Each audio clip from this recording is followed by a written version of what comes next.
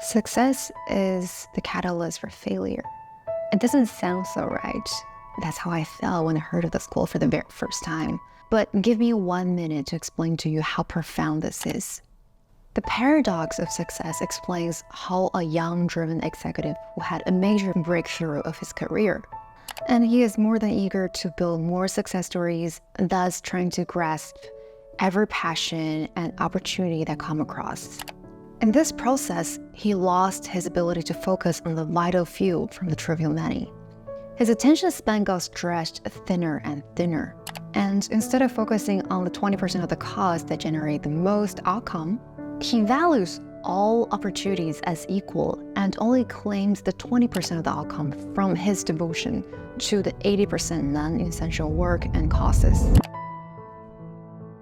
So the more successful you are, the higher chances are that you firmly believe in yourself to have it all, which is an ultimate catalyst to keep yourself out of focus and lead your way to failure. More options and more opportunities sound like a positive thing, right? But what happens in most cases is those multiple opportunities distract us, tempt us, lure us away from major focus itself, thus leading to this fact: success is the catalyst for failure.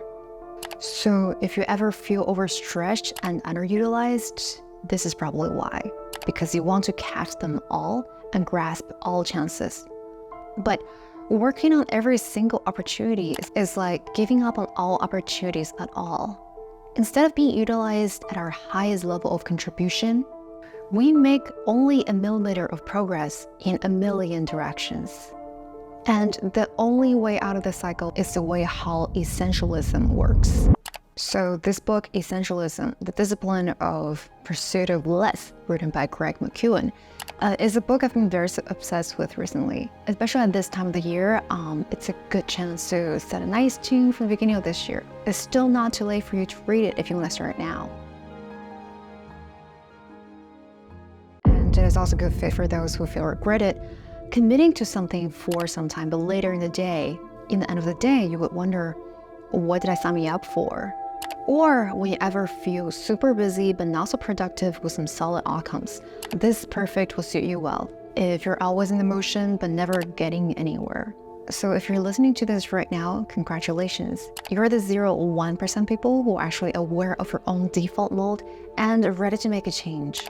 If you're watching this video right now, you either searched for the keyword focus, or even more specific, essentialism, or your past watching history is related to this topic.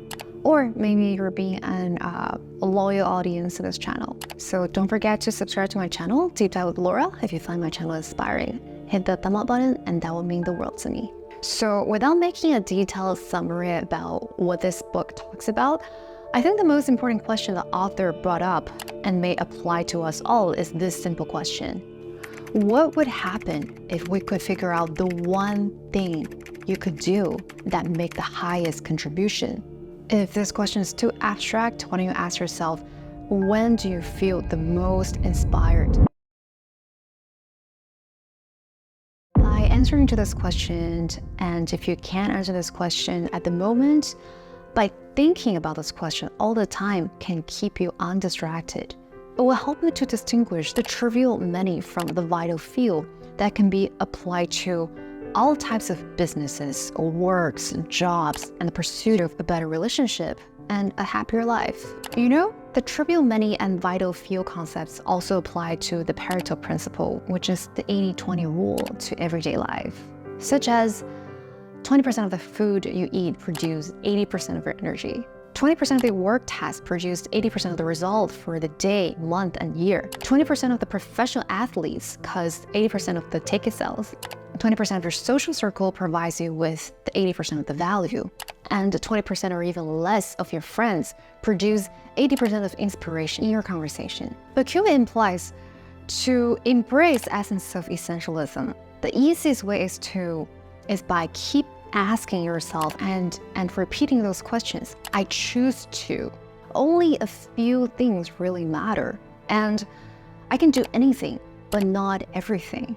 Those simple but profound questions free us to pursue what really matters. They enable us to live at our highest level of contribution, and it let us not undervalue the downside to what we say to ourselves and what we say to other people.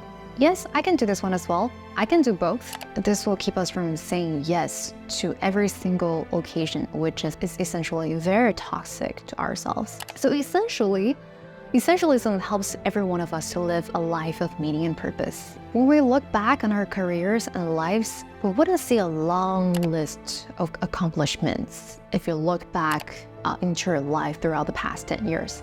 The accomplishments which we used to think mattered the most to us, but turn out to be they don't really matter at all over the long run. And after all, in life, if you ever look back, there's just a few major accomplishments that really have meanings and significance to us. There's just very few people that we actually trust and we constantly keep in touch with. There's just a few decisions that can be called vital. The universe has been around for almost 13.8 billion years. In the grand scheme of things, that means the whole human life has only been around for the blink of an eye. You gotta make this blink of an eye matter, but believing only a few things really matter, and by being an essentialist.